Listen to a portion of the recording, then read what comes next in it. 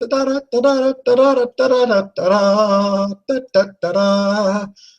and gentlemen, KocoSports.com proudly presents the Boom Boom Room, and of course, I am the sexiest man on all of Internet Wrestling Radio. That's right, Boom Boom here, sharing the room live from the RVA, Richmond, Virginia. Well, kids, another NXT is in the books, and of course, I want to know what you think. So down here in the comment section, as we ask with every review that we do, I want to know what you think. Did you give the show a win, a loss, or a tie? So again, down here in the comment section, let me know NXT, the October 28th edition on the WWE Network. If you checked it out, what did you give it? Win, loss, or tie? I personally gave it a win. I thought they had a killer tag team match that stole the show. I was a big fan of the main event, Samoa Joe versus Tyler Breeze. Joe's revenge is now complete. And I think it's a decent way to kind of write Tyler Breeze off of NXT. I don't think they're quite done with him yet on NXT. But again, if you didn't see my review last week, I'll go ahead and reiterate this point. I do want to say congratulations to Tyler Breeze for being moved up to the main roster. That's something Dave and I talked about at length, that Tyler Breeze was kind of like stuck in a rut, and hopefully this it actually looks like it's going to be the thing that kind of gets him out of that rut, lets him come to his own. The point that Dave and I were making is that Tyler Breeze wasn't good enough to be NXT champion, but he was too good to go on to the main roster. So it was like, yeah, it was a weird position like that. And when we say he wasn't good enough to be the NXT champion, I hope, Tyler Breeze fans, you don't take that the wrong way. I mean, just to be honest, he has had chance after chance after chance, never could secure it. And he was constantly getting passed over for people like Neville, for Kevin Owens, Sami Zayn, now Finn Balor. And it's just, he'd been there for just too long, and it was time to move up. Now, I hate that they moved him up quietly. I wish they would have given him a little bit of pomp and circumstances, but and I did this on another show, is maybe if they keep it low key, that maybe he'll grow into something bigger, because I don't want it to turn into something like Bo Dallas, where they hype him up, give him the vignettes. He has like a decent debut, has a small undefeated streak, then they go, well, we really don't get this kid, and they just start jobbing him out, and then they really get him to superstars. So maybe this will be the break he's looking for, and believe me, Tyler Breeze absolutely deserves it. But enough of that. Let's get on with the show, live from Full Sail University. The first thing we see is a Divas match, and WWE has done a great job of restocking the Divas division. Emma versus Shaza, or is it Shaza? They pronounced it both ways. The ring announcer and the commentary team pronounced it two different ways. So if I'm mispronouncing it, it's just because I've heard two different pronunciations of the same name, and I'm fucking it up because, well, WWE obviously doesn't get it straight. Emma, I still think NXT is the place for her to be. She can really shine. I love the evil Emma character. She is such a naughty little girl. I know it's a fucking turn on. What can I say, guys? Emma versus Shaw. Oh, by the way, has anyone seen Emma's cooking show? I have. I actually subscribed to it on YouTube. It's called Taste of Tennille. It's actually her real name, Tennille Dashwood. She does this thing where she'll do like a video and show you how to cook healthy recipes. And I will admit this, I have made at least 2 of them so far, and it's not bad at all. She has a couple of breakfast recipes, a couple of dinner recipes, and she just put out sometime last night, she put out a recipe for cupcakes that's and all this stuff is supposed to be good for you. The one she put out was Halloween pumpkin protein cupcakes. So and for those of you who are curious at home, the ones that I made were egg muffins, which are actually really good. That's a breakfast one, and along with peanut butter and jelly French toast. That was okay, but I think if I would have made it the unhealthier way, it probably would have tasted a lot better. But she's also got spaghetti a way to make a healthy version of spaghetti with using spaghetti squash. She's got a killer recipe I'm going to try out next for flatbread pizza. So Taste of Tennille, I don't know why I felt like plugging that, but check it out. And yeah, I do kind of miss the fun in the bubbles, Emma, but she is doing some great work right now. She is somebody who got screwed. Speaking of Tyler Breeze and some of the people that they've gone up to the main roster, Emma was just another casualty of that. She goes up from big a great beloved superstar in NXT. They send her up to WWE, and they do the dancing gimmick. I guess maybe if I would have known about it, or because at this point NXT wasn't as popular because it wasn't being broadcast, like it is now. So I didn't get the whole dancing with the bubbles. But the kiss of death for her career was they stuck her with Santino Marella, which was strike one, and then Santino got hurt. That was strike two. And then it's like, okay, we have no male counterpart for her, so what do? We can't put her on her own. And then they jobbed her out, which was strike three. So, but she went back down to NXT. She's the lead heel for the Divas there. It's the perfect place for her. And anyway, Shaza, this girl, if you didn't see her, just picture like Alexa Bliss when she first started. That's what Shaza was. She came out wearing blue, wearing a skirt, just blonde fucking hair. There's blonde and there's blonde. She was fucking blonde. Came out there. She did a few. I think she didn't really show me much, but I like that they reestablished Emma here. Okay, she's a force to be reckoned with. Maybe she's going to be a new challenger to Kana, so they need to build her up a little bit. She got to show her moveset a little bit more. Shaza, she got to get in the ring, and a lot of people are like, "Oh, what's she doing in the ring?" I'm like, "Well, you know what? You got to put them in the ring. You got to take these kids that you're training with the developmental league, at the performance center." And you got to put them in the ring. You got to see how they react. You got to see what crowd reaction, what to work on when they go back to training, and what you can improve on, what you need to change, maybe develop a new character. I personally think they need to develop a new character because this is a blatant ripoff of Alexa Bliss. There wasn't even fucking subtle about it. It was just, okay, let's take Alexa Bliss, just not have blue tips on the end of her hair, and there we go. Just put her out there. But it's like anything else. Like if you play football and if you're leading 99-0 or you're losing 99-0, you got to put the freshmen in. You got to put the freshmen in. You got to give them some experience, and you got to get ready for next year. So, I'm a huge fan of that. Anyway, they kept it short, roughly about a 4-minute match. She got a clean win with the Emma lock, that her version of the Muda lock, first, preceded by the Emma-mite sandwich. So good presentation there. Shaw's going to need some work, but it's the developmental center. It's what they're there for. So, excuse me. Let's have fun with it, and let's see what she can got. See what she's got. Rico from Facebook is saying that she had some nice tatas. Sir, I will not disagree. Yes, I'm a fan of knockers. What can I say? Hooters, Chi-Chi's, tatas, fun bags, breast. Let's see. Yeah, that's all I can really think of. Garbanzos. That's about all I can think of right now. But yes, I'm a fan of that. Yeah, she had some nice ones there. Let's see. They did a quick recap of James Storm, his debut last week, and then an interview backstage with Tom Phillips, saying that wearing his "We Are NXT" T-shirt, and it made him. He said the crowd made him feel like he deserved to be there.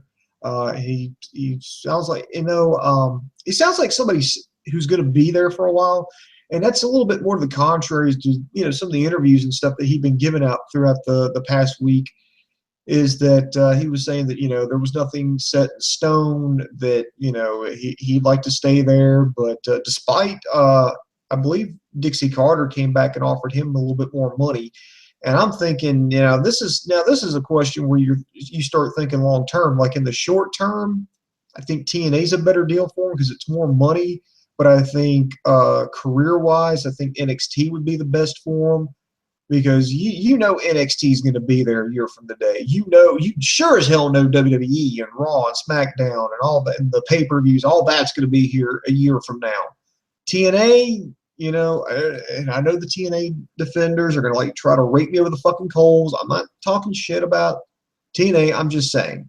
And I know, and I already know what the TNA defenders are going to say. They're going to say, well, you say that every year. You know, everybody said that, you know, TNA wouldn't make it a year. Well, then they made it a year. Then they said, well, they won't make it 5 years. Well, then they made it 5. And they won't make it 10. And then they made it 10. And it's like, well, they won't make it to next month. And here they are. They won't make it next year. Here they are.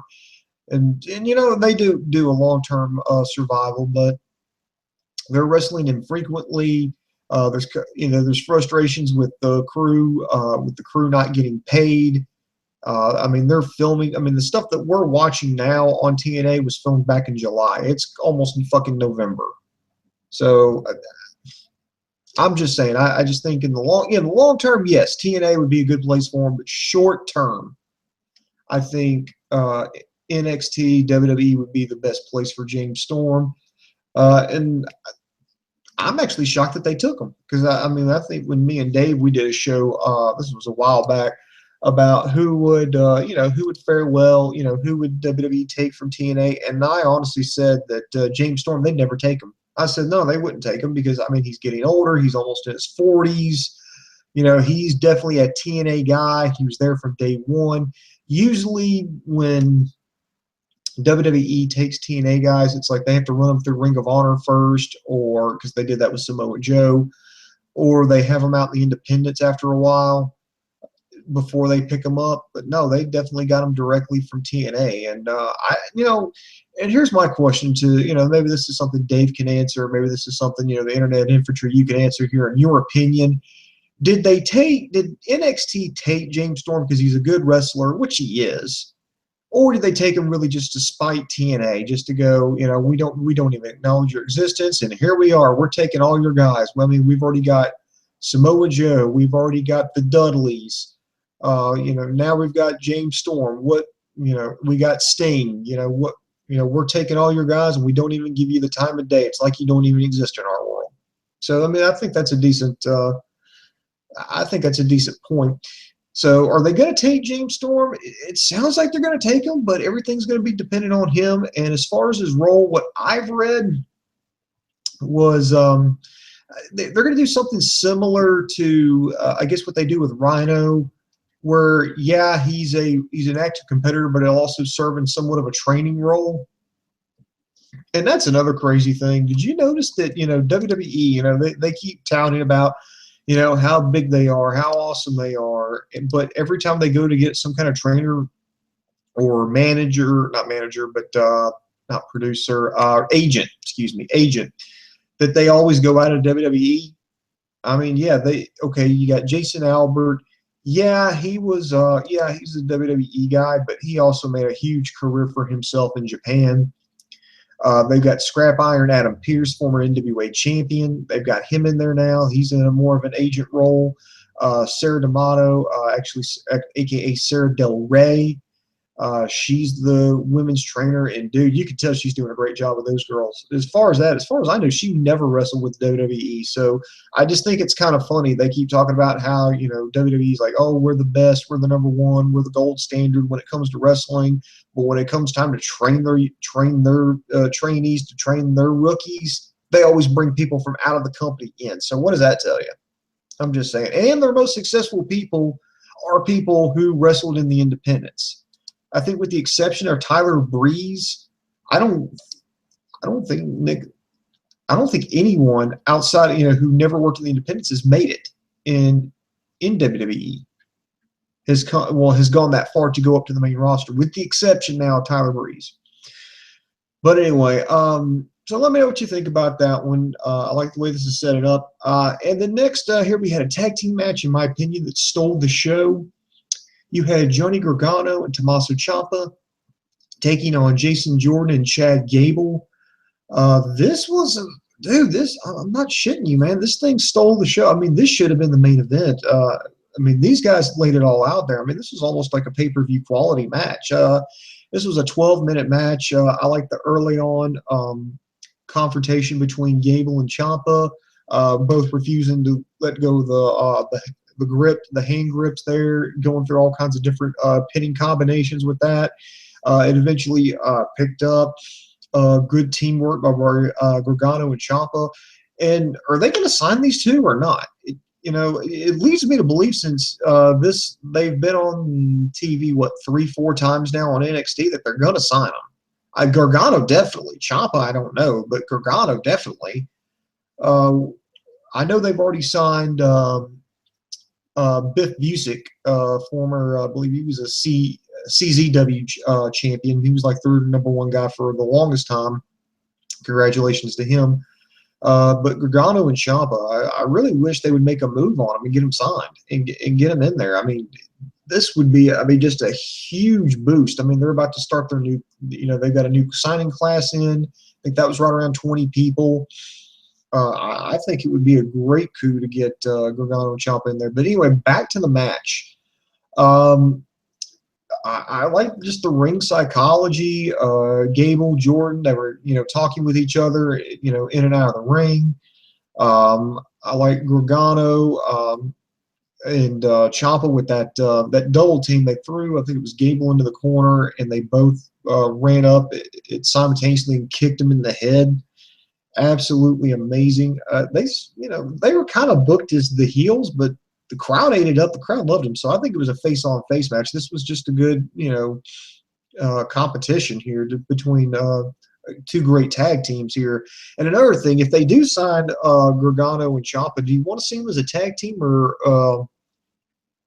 do you want to see them as individuals? Now, I know I'd like to see them as individuals, but right now, with the way they've been working, I would like to give them a name and make them a tag team. Just for right now. I mean, eventually, yeah, you split them up, but that's the way you've brought them in. I mean, they're working well together, and I really don't see a reason to split them up. And plus, the talent pool's already deep enough in the singles division right now, and I think maybe the tag team division could use a helping hand. And plus, you got all these guys you're about to sign to bring up, and then you're going to bring in people like Biff Busick, Rich Swann. You're going to bring in all these different people here. Why not just go ahead and keep them as a tag team? They're doing absolutely amazing. And I also want to thank Kayfabe Connection for sharing us on Facebook. Much love to you. God bless.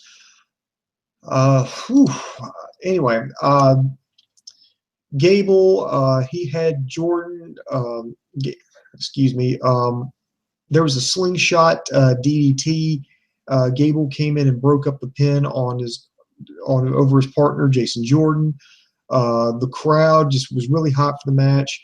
Jordan, he hits on that double team suplex, that assistplex. They need to give it a name. And plus, I wish they would give Jordan and Gable a name rather than Jordan and Gable. I'm just saying.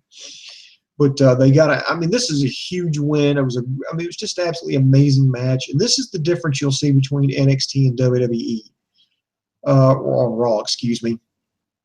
There was just 4 great competitors. They just let them go in there and fucking wrestle. Imagine that. They let people go in there. They let wrestlers actually fucking wrestle, and the crowd ate it up. Imagine that. So you definitely need to check out that match. Let's see next, Devin Taylor, who's been fired, by the way. I guess they're working her out. I don't know why they got rid of Devin, because they said, oh, she wasn't progressing well in the ring. I didn't even know if she was fucking wrestling. I thought they had her specifically now as a announcer, interviewer role. I guess it wasn't meant to be, but huge. I think that was just a huge mistake on NXT's part. But anyway, interviewing Bayley about Alexa Bliss. It appears Bliss is going to be the new #1 contender for the NXT Women's Championship. I think it's a great challenger for Bayley. Bayley, again, holding strong, saying, yeah, she's disappointed, but I'll wrestle her anyway. Ava Marie, they did a vignette with her. She's out in France, and she's coming back soon. What kind of, Ava Marie, I think I'm trying to put a positive spin on this, because I think that she's improved, but I think she's got some more work to do, especially after the incident with Carmella.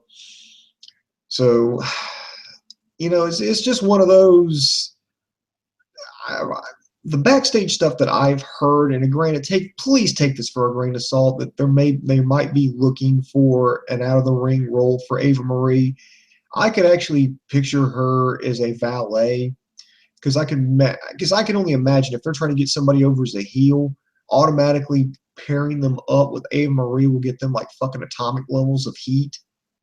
Because the NXT crowd fucking hates Ava. I mean, they fucking hate her. And then since she's got some training, she can maybe run some interference. Particularly, I would love to see her.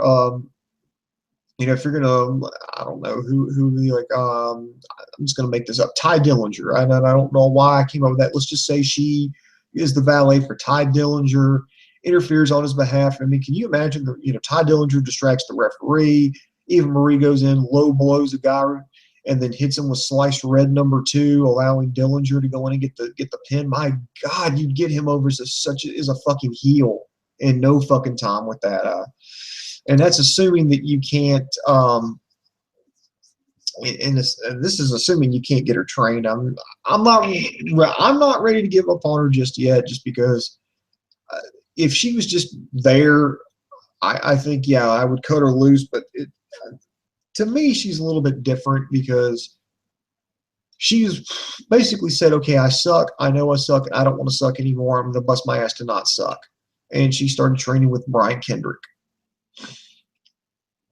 And so I'm not really completely ready to pull the plug. Now, don't get this wrong. Don't be like, oh, Boom Boom's Ava Marie fan. Not saying I'm an Ava Marie fan. I'm just saying I'm going to give her the benefit of the doubt. That's all I'm saying. I'm just going to give her the benefit of the doubt. Oh, and by the way, I want to give a shout out to Yuri Blake. He's watching on YouTube. He says that tag match was pure magic. The chants, the whole crowd was chanting, "This is wrestling." Hey, I agree, man. I agree, Yuri. It was a great match. And if you only watch one match, I would recommend you watch the tag match. Let's see. Next here we have, making her debut, Kaylee Ray from Scotland, taking on Nia Jax. Oof. Now, what can I say about Nia Jax? I wasn't really impressed with this match. Kaylee Ray, I think you needed to have like an exact opposite to kind of highlight how big and strong Jax is. So they got a little bit smaller woman, skinnier, paler, that to go out there that can move around, as opposed to Nia Jax. She's a little bit bigger. She's more of a powerhouse. I'm not going to pass judgment on Jax yet. I want to see more out of her other than a squash match. Don't get me wrong. I think it's a great way they're building her up. I guess if you're good, I think they're going to try to build her up something like an Awesome Kong or a Lady Tapa, or hell, if you want to go way back, maybe like a Bertha Faye or Bull Nakano, or Aja Kong, just a larger woman who's, can wrestle like a man, who can just, take these girls and, damn near snap them in half. That's the presentation they're kind of giving. So I just want to see what she does more like in a clutch situation, like if she's wrestling somebody like Bayley or Alexa Bliss or Asuka. I kind of want to see what she would do against somebody like that. But the build-up, they're going to build her up as like a monster. So interested to see where that goes. But right now, I'm not impressed, and I'm sure as hell not impressed with Kaylee Ray. But then again, I wasn't supposed to be impressed with her. She was just supposed to be out there and be, the victim, and I think she played that role quite well. Nia Jax, of course, the cousin of The Rock, and let's just hope this one pans out, because the last cousin The Rock sent us, they shoved him down our throat, and don't even get me started. That's a whole fucking different rant for a different day. In fact, I need to get it with Fran Yelly. I got an idea for a little cartoon that I would like him to draw, but that's a different story for a different day. So Nia Jax, again, the presentation is all right. I just want to see more of her right now. Next, it was supposed to be a tag match between Enzo Amore and Colin Cassidy, taking on Dash and Dawson. However, they were jumped on the rampway going to the ring. They threw Enzo Amore head first in the guardrail. They threw Colin Cassidy into I guess the little Titantron at ringside, which injured his knee, and they kept going after him, and then they gave him like a version of like the figure four, and then jumped on him and then just damaged his knee. Now, there are reports that Colin Cassidy was spotted on crutches at an NXT house show. From what I've read, and take this for what it's worth, this is all kayfabe. I heard that Colin Cassidy is not actually hurt. They're just using this to sell his injury. They're building up, I guess they're going to build up a program between Dash and Dawson. I think they said he sprained his MCL, should be back. I think it was like 4 to 6 weeks, somewhere around that, which I think would put him back just in time conveniently for the NXT takeover out in England. So and if that's the case, I think that's the best way to do that. Dash and Dawson, man. These two have kind of come out of nowhere. These guys have put their nose to the grindstone, and they've come out on top here. They remind me, and I know I said this last week, but they kind of remind me of like the Minnesota Wrecking Crew, or maybe or like the Brainbusters, just an old school tag team. They just go out there and they punch you in the mouth. That's what they do. I wish they would give them a name other than just Dash and Dawson. It's just, I mean, come on. It's like me and Dave. It's Boom Boom and Dave. No, we're the Coco Crew, man. We're the Foundation Express. Yeah. I wish they would give them a name, but I like the way they're building these guys up. And, of course, I would be remiss if I didn't talk about, let's see, so a lot of backstage stuff. Alexa Bliss, she's challenged Bayley to a 6-person tag team match. It's going to be her, Blake, and Murphy taking on Bayley and 2 partners of her choosing. So I'm thinking it's going to be the Vaudevillains, personally. I hope it's Jordan and Gable, but I'm thinking it's going to be the Vaudevillains will be her tag team partners. I think maybe out of that you're going to have maybe one of the Vaudevillains get pinned by probably like Buddy Murphy, and maybe this will set up a match at London between Bliss and Bayley, and then a match between the Vaudevillains and Blake and Murphy, but this time with the tag team titles on the line. At least that's where I think they're going with it. And then, of course, they did some nice backstage, stories, or not stories, but video packages of Finn Balor, talking about him, his career, and then now they did part 2 of Who is Apollo Crews. And God damn it, I like Apollo Crews. I'm like, how the hell did I miss this guy? I mean, the guy is just so charismatic. He's just genuine. I think he's just genuinely fucking likable. I know this was the purpose of the video packages, but after I watched this video, I felt like I knew the guy. I felt like, I could I felt like, Apollo Crews is the kind of guy you invite to your house for a barbecue. That's what I felt like. And that's a great job for NXT. That's something that they just don't do over on Raw. They don't do good video packages, especially with faces building up to be likable people. And here's another thing that speaks powers to NXT. Did you ever notice they can get you to genuinely cheer the faces and genuinely boo the heels?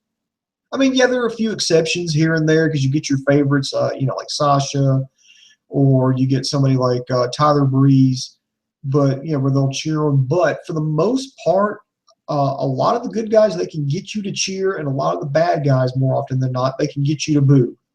And they do it in such a simplistic way. And wow, it's just amazing what good storytelling can do. Raw, you create your so-called creative team.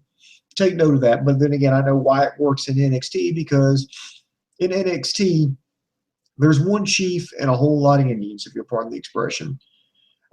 It's the person who connects the most with the crowd gets over. Nobody's above anybody else. You do what they tell you to do. And if you don't, so what? You can hit the fucking bricks and they'll bring in somebody else that wants that spot. Raw, I think it's more, well, this guy's been here for a while, so he's put in time, so we got to kind of book around that. Well, John Cena can only do so much. We don't want to have somebody who, we don't want to have other people do more than what he can't do, because we want to make John Cena look like the fucking best. And now we've kind of picked this guy here. We've picked Roman Reigns to be the next golden boy. So we got to find a way to get him over. Never mind that, people like Cesaro and Dean Ambrose are getting huge pops. Never mind, that's going on. No. We can't. We got to ignore this shit. We got to find a way to get Roman Reigns over, and instead of like letting it happen naturally and pushing the people that the fans want to cheer. No. It's like, no, we got to ignore that. In fact, job them out so they won't cheer him anymore. I know. Let's job him out to Bray Wyatt. All right, Roman Reigns. How are we going to get this guy over? I think that's the problem with WWE as opposed to NXT, where it's, who the fans cheer. Okay, let's put the belt on them. Well, who are they cheering now? Okay, we can at least give them a run. There you go. Sells tickets. Great. Then we get to the main event, Samoa Joe versus Tyler Breeze. I think this was actually a pretty good match because you think on paper Samoa Joe is absolutely going to destroy Tyler Breeze, but the way they did the psychology of this was done phenomenally. Tyler Breeze not wanting to lock up with Samoa Joe on the early end, kept jumping out of the ring, kept frustrating Samoa Joe. Joe had enough and started chasing after him. This allowed Tyler Breeze to slide back in the ring, and as Joe was getting back in, he starts putting the boots to him and then takes control. So you had Samoa Joe on the defense early on. Something that I think worked out greatly in his favor. You don't want to have Tyler Breeze like a fucking schmuck because, you think on paper, Joe would fucking steamroll him, which he would. He would steamroll him in real life too. But eventually, Joe makes the comeback. He takes a supermodel kick and kicks out at 2. Joe starts to recover. They start trading punches. Breeze hits a kick, and Joe just comes back with a chomp. Breeze tries a roll up. That doesn't work. It was kind of weird. Like they did like a pin, but as soon as but the way that Joe kicked out, he actually spun Tyler Breeze around and locked him in the coquina clutch. He had it in deep. Breeze had no choice but to tap out. Samoa Joe gets the win. Where do they go from there? Well, you have to wait and see. And then you had it ended with the backstage interview with Finn Balor. This is how they went off the air. He's saying he's excited to face Apollo Crews. And he says Crews is the real deal. And, he beat everybody in that #1 Contenders Battle Royal, but he hasn't beaten Finn Balor. And he says, you know what, Apollo Crews, he's going to be champion, but it won't be next week. And that's how they go off the air. I think that was just an absolute great episode. I would tell everybody just to check it out. Some of the squash matches I wasn't a huge fan of, but I do like Emma, so yeah, watch that one. But the tag team match between Ciampa and Gargano versus Jordan Gable still on the show. The main event was great.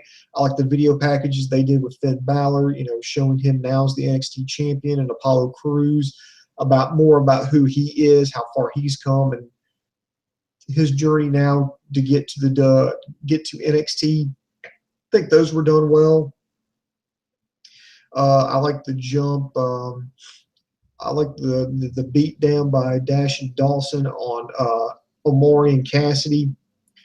I think that does a good job because it kind of solidifies Dash and Dawson. They're just not two guys that they threw together. No, they're a legitimate tag team. That there's somebody that they're trying to build. These are guys that are there for the future. I love their finishing maneuver, the Shatter Machine. And I think that's. I think it was overall a great episode. Sorry, there I'm a little distracted, but let's get to some comments here. Of course, this is about Apollo Crews. Let's see. He is Uha Nation. He was the KocoSports Dream Champion. You would know that if you watch KocoSports Dream. No, I don't want to watch that. I heard a schmuck, runs that show, runs that promotion, a real fucking douche nozzle. But he was also in Dragon Gate and Around the World. Yeah, I know that much about him. I just wish I could see. I wish I could see a little bit more of him in Evolve. And I really need to.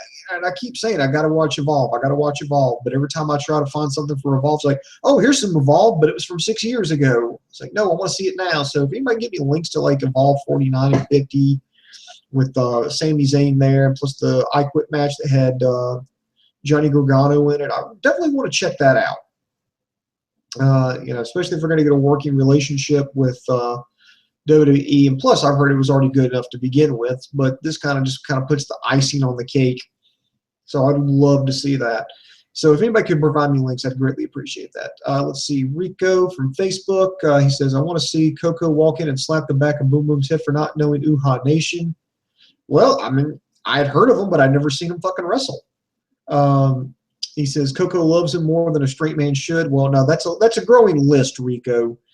If you actually started writing down Coco loves, such and such more than a straight man should, that's a long fucking list. I think I've got some bad news for Coco.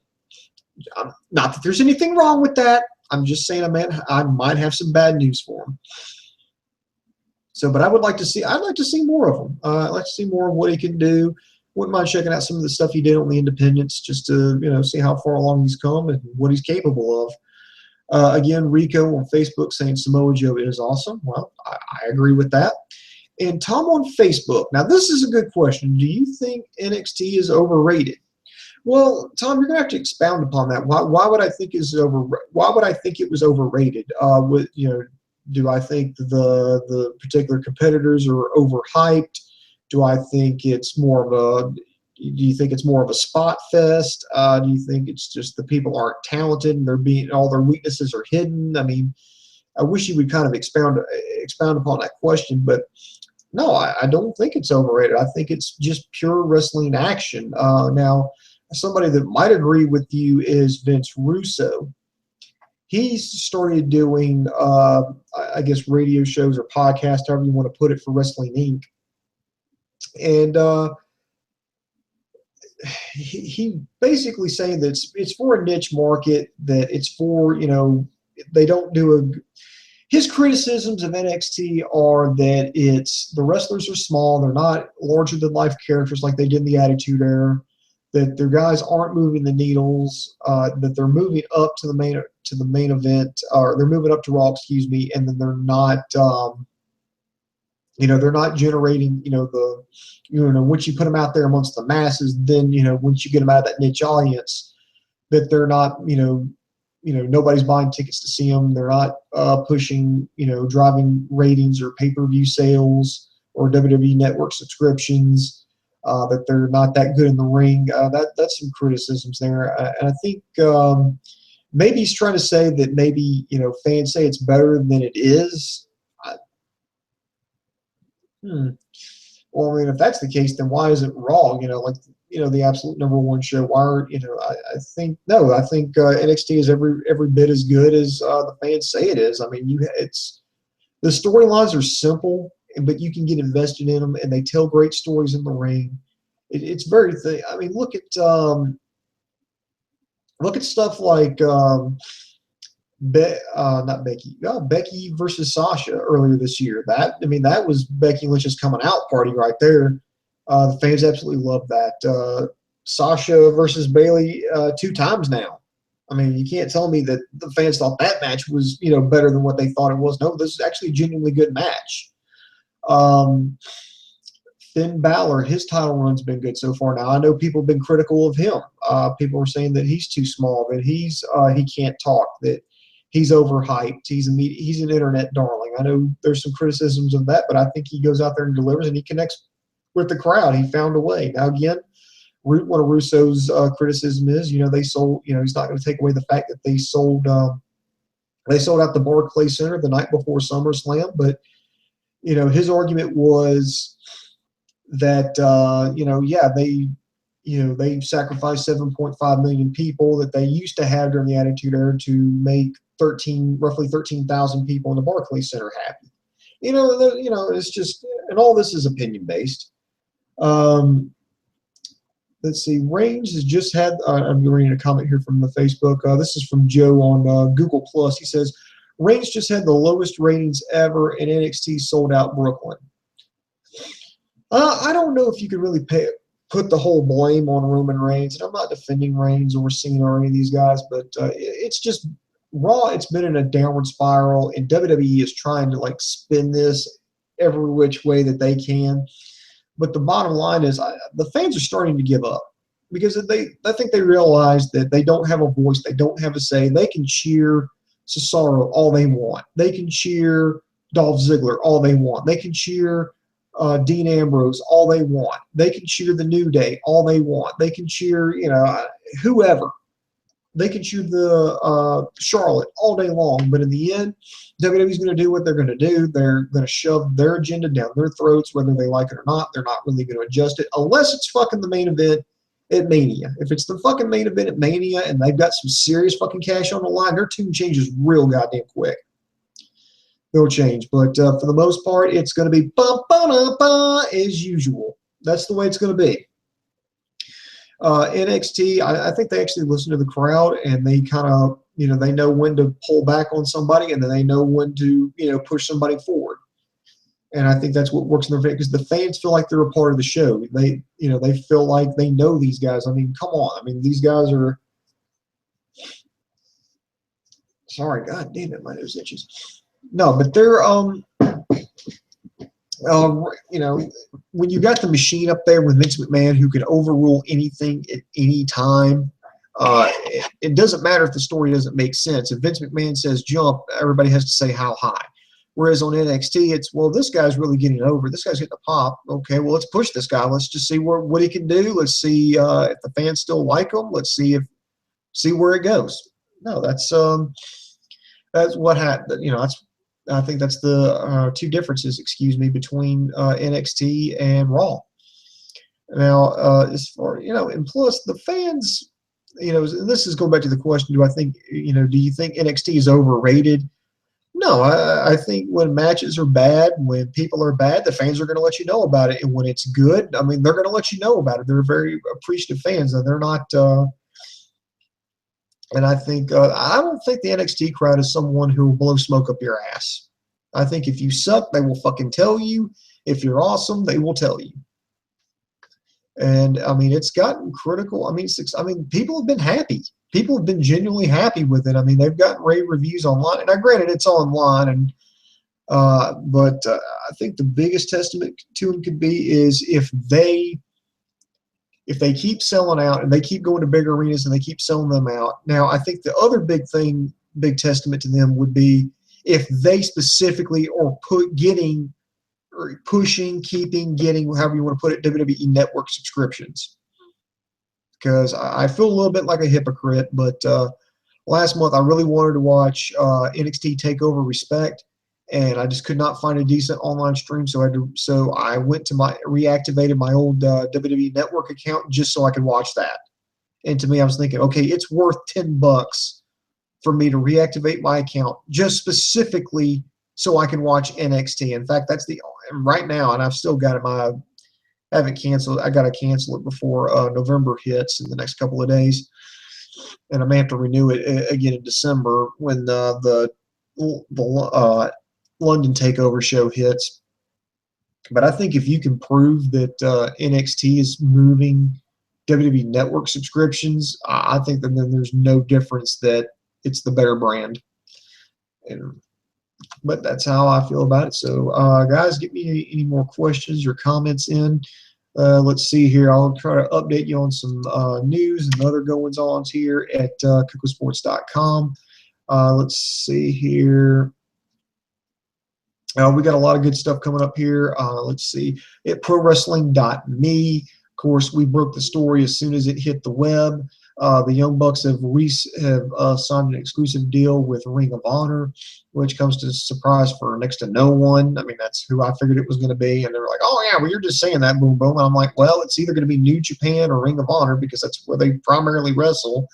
And I know WWE didn't sign them. I know they sure as fuck ain't going back to TNA. So that only leaves Lucha Underground. And Lucha Underground was like, well, I don't know what the fuck you're talking about. It's like, yeah, it'd be great, and maybe they will sign somebody big in Lucha Underground. They've got hell, they just got a whole bunch of money freed up because Del Rio's not going to come back. So I don't know, what are they going to do with that money? Are they going to try to get like another big name, or are they going to try to just bring in about 2 or 3 more guys from AAA, like some guys they're trying to get over, or they want to get some more experience, or are they going to throw all that towards production cost? I don't know what they're going to do with it. But so go check that out, prowrestling.me. And yes, you heard that correctly. It's not .com, prowrestling.me. We be a founding member. We're trying to get a good fan base going before we go completely public with it.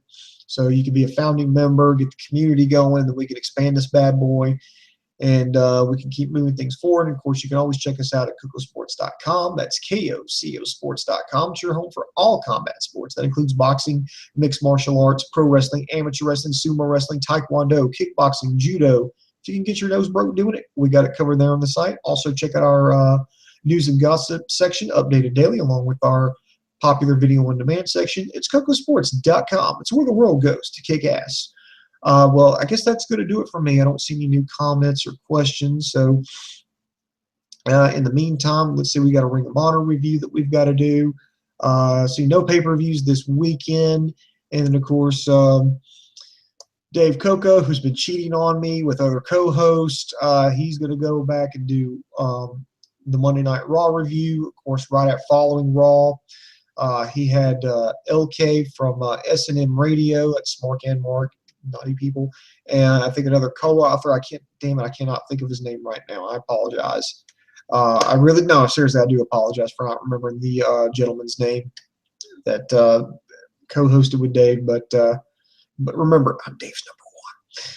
All right, so sorry, guys, but that's going to do it for me. So this is Boom Boom, and for my partner, Dave Coco, and all at KocoSports.com, I am over.